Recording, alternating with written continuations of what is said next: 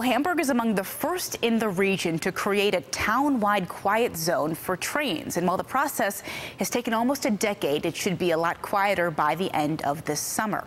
News 4's Dave Graber reports from Hamburg.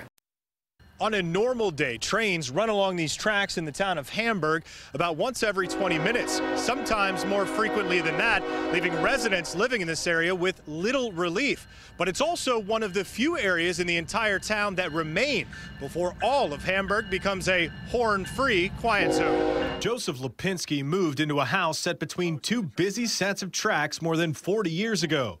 And although some of his neighbors complained of the frequent din and blaring horns, he's grown accustomed. It's just normal noise. I mean, the only problem, again, as spoke before, is in the middle of the night when they come through about 4 o'clock in the morning, you get a little upset maybe. You could even say he appreciates what they represent. I just think it's progress. I mean, it's if the trains are running, somebody's making money somewhere. But in the months to come, Lipinski's neighborhood will become a lot less noisy when the town establishes this area as a quiet zone. The quiet zone would completely alleviate all horns through the town. Rick Lardo is the principal engineer for the town of Hamburg, one of the region's first for creating quiet zones. I get calls every month from other communities wanting to know how we did it and how much it cost. All told, it's cost about $500,000 over the years to create a town-wide quiet zone, but most of that is paid for through federal grants. Beyond the cost, though, is the process. It's a serious undertaking.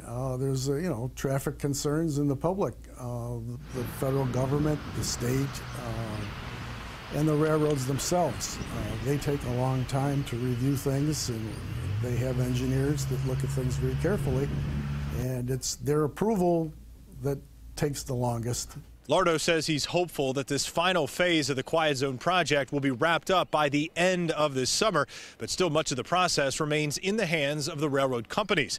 And residents living around here alongside these tracks are hopeful this will be their last summer before finally enjoying some peace and quiet. Reporting in the town of Hamburg, Dave Graber, News 4.